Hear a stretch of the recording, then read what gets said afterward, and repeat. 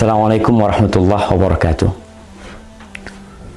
Alhamdulillah, wassalatu wassalamu ala rasulillah. Amma ba'd, akhi ukhti rahimakallah. Mendengarkan sebuah cerita yang aneh, menyeramkan, terkadang disenangi oleh sebagian orang. Tapi bagaimana kalau ternyata cerita yang disampaikan adalah bohong dan dusta? Maka kita tidak akan suka dengan pelakunya. Lalu bagaimana pula kalau ternyata cerita tersebut disandarkan kepada Nabi alaihi salatu wassalam, padahal Nabi tidak pernah mengucapkannya? Kalau di negeri kita sekarang pemerintah sedang memerangi hoax, dusta, maka para ulama umat Islam sejak dahulu kala memerangi dusta atas nama Nabi alaihi salatu wassalam. Tadi pagi ana mendapatkan kiriman sebuah video pendek yang menceritakan tentang bakal terjadi sesuatu yang mengerikan apabila pertengahan Ramadan itu tepat pada hari Jumat. Dengan semangat dia membacakannya, membuat orang yang menontonnya akan tertarik dan mungkin percaya. Dan memang dusta apabila diulang-ulangi, disebarkan, terkadang bisa menjadi sesuatu yang diyakini oleh manusia kebenarannya, padahal itu hoax. Dan Rasul sallallahu alaihi wasallam mengatakan, man kadzaba alayya muta'ammidan falyatabawa maq'adahu minan nar.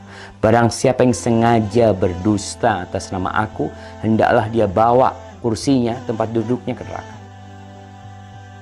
Maka jangan mudah-mudah menyebarkan hadis palsu, hadis dhaif, kecuali memberikan penjelasan.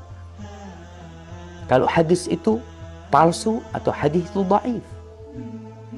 Ana akan bacakan hadisnya. An Ibnu Mas'ud, dari Abdullah bin Mas'ud radhiyallahu taala anhu qala Rasulullah sallallahu alaihi wasallam, Rasulullah sallallahu alaihi wasallam bersabda, padahal Nabi tidak pernah menyabdakan hal ini.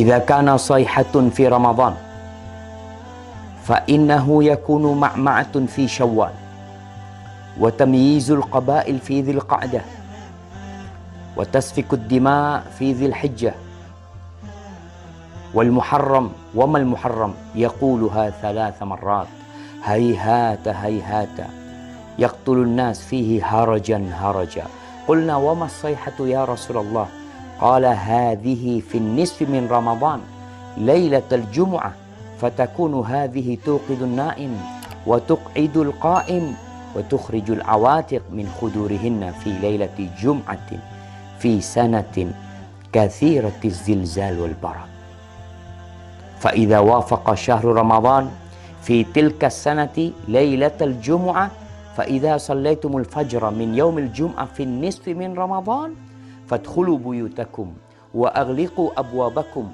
وسدوا كوككم ودثروا أنفسكم وسدوا آذانكم فإذا أحسستم بالصيحة فخروا لله سجدا وقال سبحان القدوس ربنا القدوس فإن من فعل ذلك نجا ومن لم يفعل هلك. Jamaah rahimakumullah, Ramadan tahun ini tanggal 15 Ramadan insyaallah hari Jumat. Ini yang menyebabkan penyebar hadis ini, karena hadis ini seakan-akan akan berlaku tahun ini.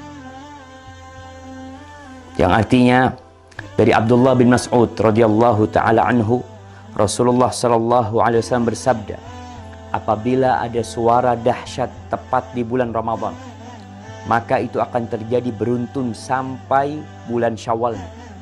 Banyak di antara golongan manusia lebih memisahkan diri. Mereka bergerombol-gerombol di bulan Dzul Hijjahnya. Pertumpahan darah banyak terjadi di bulan Dzul Hijjah tersebut. juga semakin kelimak ketika masuk di bulan Muharram. Rasulullah SAW menyebutkan hal itu 3 kali. Apa yang harus kami lakukan di bulan Muharram? Para sahabat bertanya, sayang. Sungguh sayang, kata beliau. Mereka tidak mengetahui dan apa yang harus dilakukan di bulan Muharram. Saat itu di antara manusia banyak yang saling membunuh. Apa suara dahsyat itu ya Rasulullah? Sahabat bertanya kepada Nabi SAW.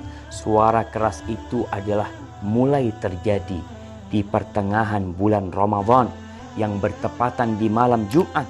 Suara dahsyat itu mengagetkan orang-orang yang sedang tidur, menjatuhkan orang yang sedang berdiri.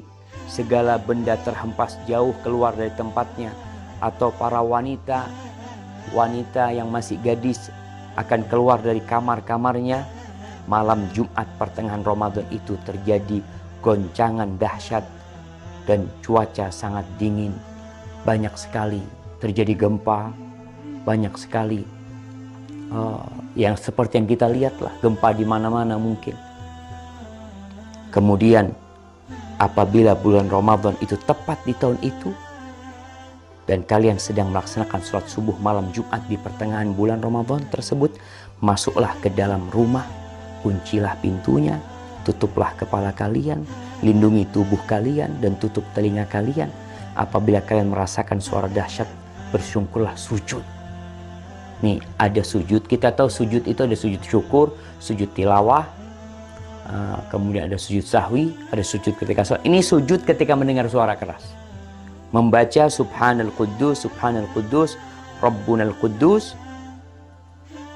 Karena sesungguhnya apabila kalian melakukan itu, niscaya selamat. Jika tidak, tentunya akan binasa. Ini tersebar jemaah di beberapa tulisan. Ini ambil dari beberapa tulisan yang ada di internet. Kemudian video itu juga telah tersebar, yang disebarkan oleh ya entah siapa yang menyebarkan hal itu, menyebarkan hoax. Kita lihat sekarang bagaimana hukum hadis ini.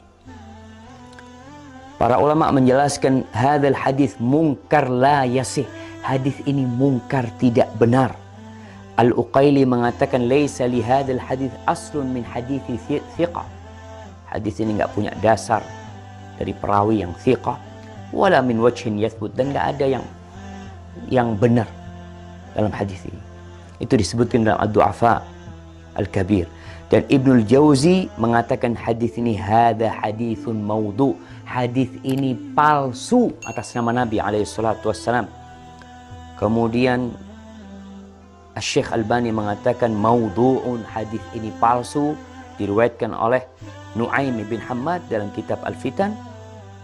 Dan Al-Imam Al-Zahabi mengatakan qultu dha maudhu' wa maslama saqit matruk. Ini hadis palsu. Perawinya ada yang matruk, yang dituduh berdusta, jemaah. Ditinggalkan. Lalu kita meriwayatkannya, menceritakannya kepada umat, menyebarkannya atas nama Nabi SAW. Nabi bersabda, padahal Nabi tidak pernah menyabdakan hal itu.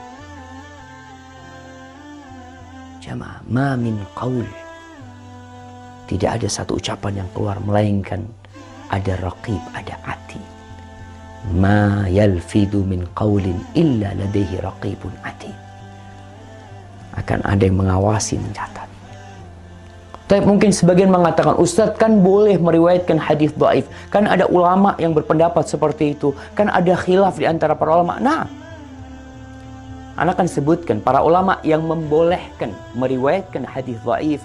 Yang pertama, mereka mengatakan ini dalam fadailul a'mal, dalam fadilah beramal, bukan dalam menceritakan hal yang gaib, yang mana itu berkaitan dengan akidah seorang hamba nanti. Boleh mengamalkan hadis-hadis dhaif dalam fadailul a'mal dengan catatan 3. Yang pertama, hadisnya tidak terlalu dhaif. Kalau yang tadi palsu. Yang kedua, hadis ini masuk dalam kaidah umum sebenarnya. Yang ketiga, tidak boleh meyakini ketika mengamalkan bahwa itu dari Nabi SAW. Hanya orang ini hati-hati mengamalkannya. Maka hadis palsu, hadis yang dhaif sekali tidak boleh. Kalau antum mau menyampaikan sebuah hadis yang dhaif, sampaikan kalau ini dhaif, kalau ini palsu, agar orang faham dan mereka tidak tertipu dengan apa yang kita sampaikan. Barakallahu fikum.